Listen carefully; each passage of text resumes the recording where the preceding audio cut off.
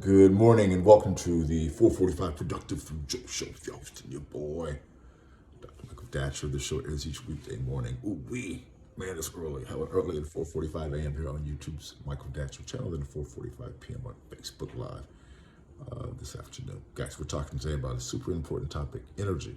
If you know the show, so in preparation for the show, but also part of my daily practice, I read spiritual slash other types of books early in the morning, kind of get my mind right to dive into my creative work for that day and do our show this morning in the mornings. So I just finished one book, which was I was reading Thich Nhat Hanh's "You Are Here," which is really, he's a great Vietnamese Buddhist monk. If you don't know his work, let me encourage you to check him out.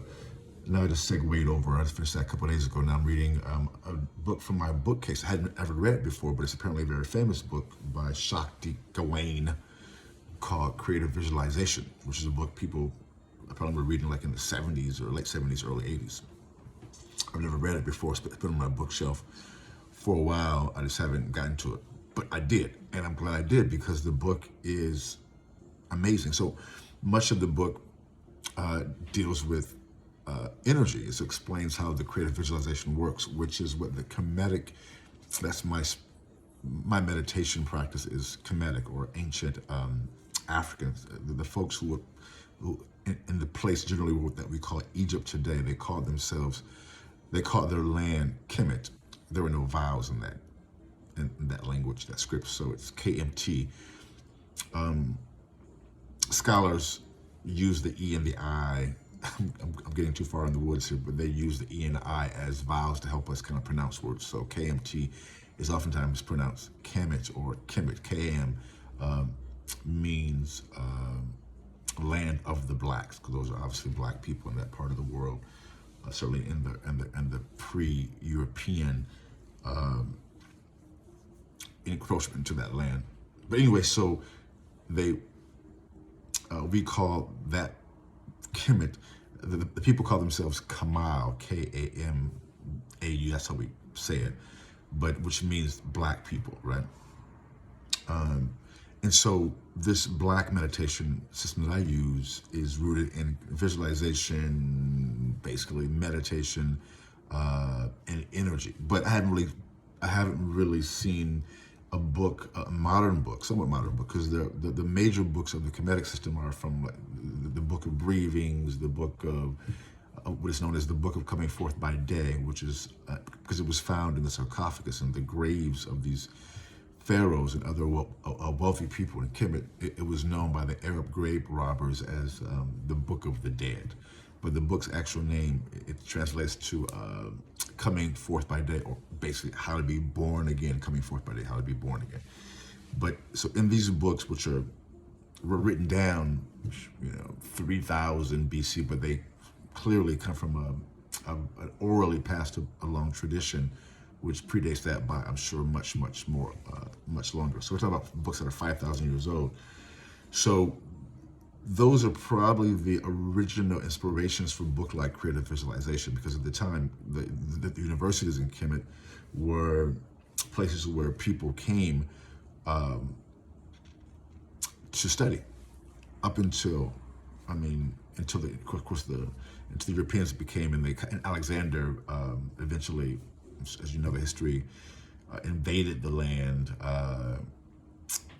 and they moved and took over those libraries and set up Alexandria as the capital of that particular empire. But anyway, so before all that stuff happened, in the black tradition, visualization, creative visualization was practiced in my tradition. But I haven't really read an Indian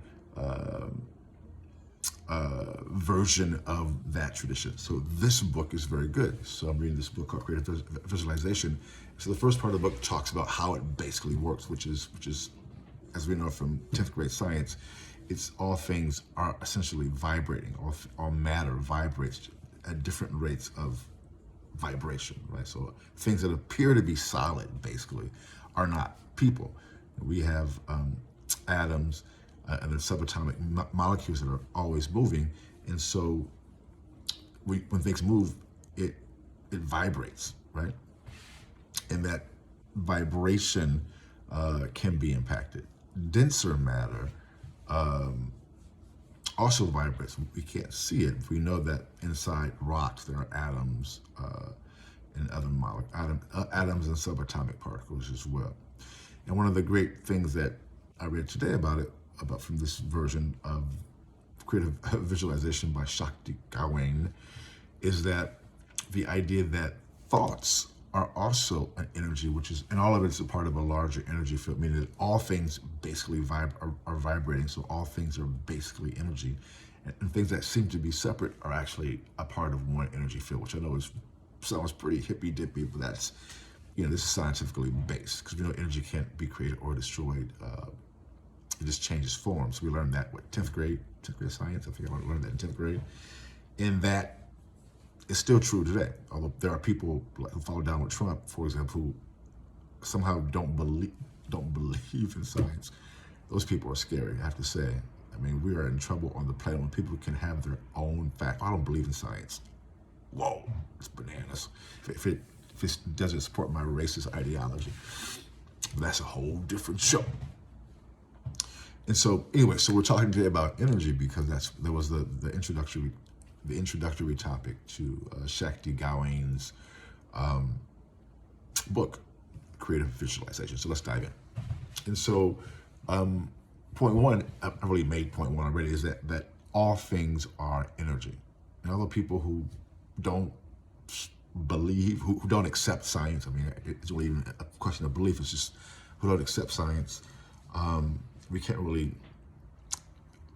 talk to them because there's no way, people don't respect basic science. You can't there's no baseline to have a conversation. But besides those people, for other people who have some sense, the implications that all things are energy, the implications are tremendous, because that means that, including thoughts, that means that we can use our thoughts to impact, move, transform the energy around us and inside of us. We've all had this experience with individuals because, as the book talks about, energy in people is a relatively fine energy versus like a rock, which is hella dense. So although we're matter, we are a relatively fine version of matter. And so you've been around people whose energy, when they're around, they're positive, or they're beautiful and just loving. You can feel that.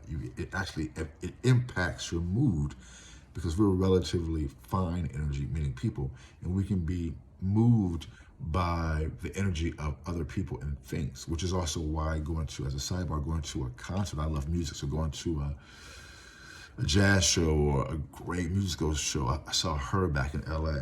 She was so impressive. This young woman is so impressive, plays like 5 instruments during the show. It was crazy. People were so inspired by her, but just generally music, that vibration that is music, can